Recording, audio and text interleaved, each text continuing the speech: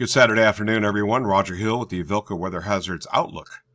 Looking at the big picture, we can see a broader scale here, and we have some snow that's been accumulating across the areas on the middle portion of the country and then back into the northeast United States. Most of this has been trekking in with an area of low pressure that's now off the coast and been producing the heavier amounts of snow well to our south.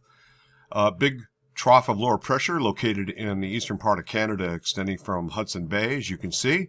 And this is what's been driving this sort of mid-latitude storm system that's been working its way and off to the east. There's been numerous frontal systems. Right now we have an atmospheric river cutting across portions of Mexico into the Gulf coastal states, and then way out into the Middle Atlantic and North Atlantic. A little tighter zoom, you can see that temperatures here basically in the 30s out ahead of it, with colder weather up to the north and even some below zero readings north of the Great Lakes, north and east of the Great Lakes. And some of that colder air is going to try to make a run at us for colder than normal temperatures, which are basically going to level off and last for the next 3 to 4 days. It does look like by the time we get into Wednesday, we're looking at a warm-up, and that warm-up will be also on the backside of an area of higher pressure that will have established itself across a good portion of eastern Canada and then ridging south and really being the controlling main influence once we get into about Tuesday, Wednesday, Thursday of next week for some really good project weather days. That's good news. In the meantime, between now and then, we're looking at generally little off and on snow showers and flurries. Nothing that's really going to add up major, but it's helping to keep things fresh across the Green Mountain ski resorts. And at 1 p.m. this afternoon, you can see our weather system here producing some very light snowfall. This is the GFS ensemble on the right-hand side. We have the European on the left-hand side. And as we run the computer model, we can see that most of that action will begin to work on out of the region with a ridge of higher pressure. It's relatively skinny. It's going to land during the night tonight and try to clear things out temporarily. But we have the next clipper system that's going to be incoming, and it's going to start to spread snow into the region on Sunday morning. That looks like it's going to produce a little bit of light snow shower flurry action basically for the north and western areas. That eventually moves in across the entire state as we head into basically Sunday night and into the day on Monday. It looks like Monday morning we're going to see that begin to work its way on out of the region. We got that area of higher pressure I talked about that's going to start to build in. There's a little bit of a weak frontal boundary right in this area here, and that still could produce a couple isolated flurries, but it's really not a big deal. It's a very small weather system. But still, there could be a couple flurries that may linger from Monday night into the morning hours on Tuesday. Here's our area of higher pressure, 1034 hectopascals, a pretty good one. And eventually it's going to build off the east coast. At the same time, in the lower parts of the U.S. and the middle Atlantic and subtropical Atlantic, we're going to see this area of low pressure develop off to the south. But that area of higher pressure is still going to be ruling the roost as it ridges back. It's going to hold at bay this system here. And then the next incoming shortwave trough basically doesn't break down the ridge until probably sometime along about Thursday night to Friday. And so things become a little bit more active. This is our next shortwave trough or jet stream energy coming in the mid-latitudes.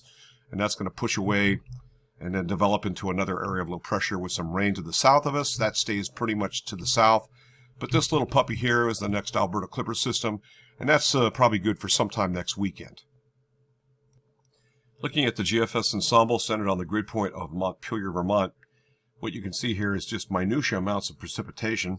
This is what's occurring today, this Saturday. A little break in the action, then what develops Sunday morning lasts into early Monday morning. And we have a nice stretch of weather here that's going to be building in with that area of higher pressure. And then once we get into next weekend, late in the period after Thursday, you can see some snow showers or flurries and then basically a little bit more robust precipitation.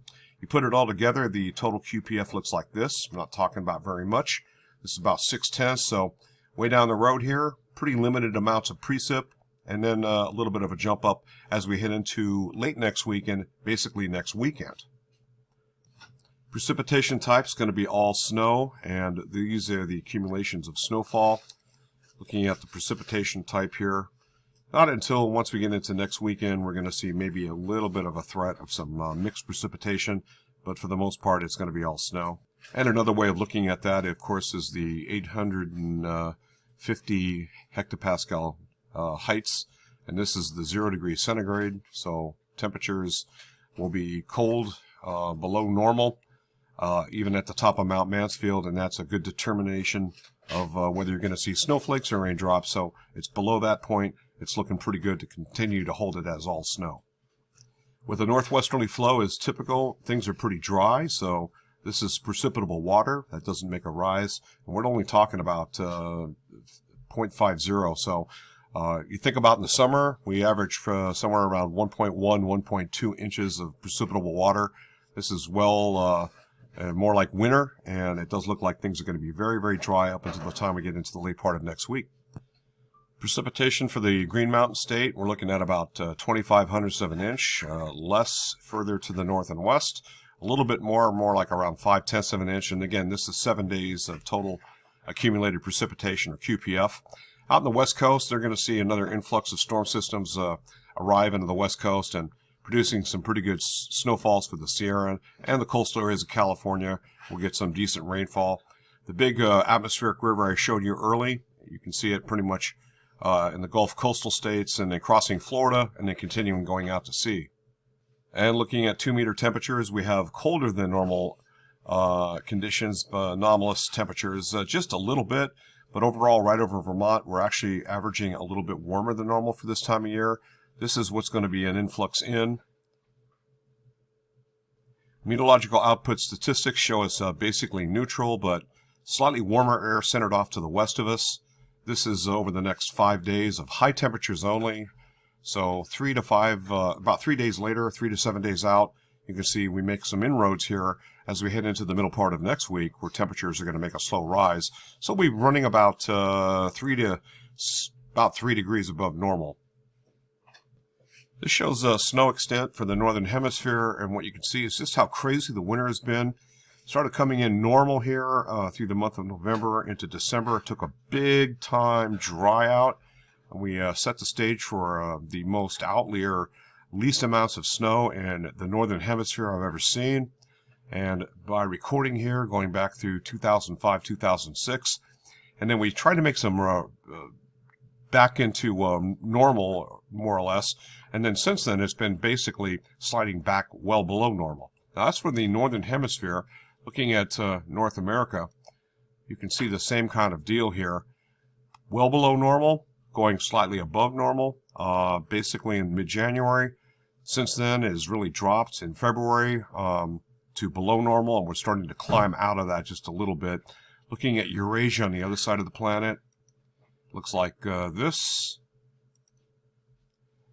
And of course, that's had some effects a little bit closer to normal conditions, or averages, if you will. Okay, back to current conditions. You see temperatures basically in the low and mid-20s. And with that, a little bit of sunshine is pushing in on the way. Most of the storm system off to the south is also pulling away, so just a little bit of an influx of slightly drier air. It bodes well to see some sunshine the rest of today, Saturday, but also some scattered flurries. That's it from here. Roger Hill, Wuthering Heights. Thanks for watching.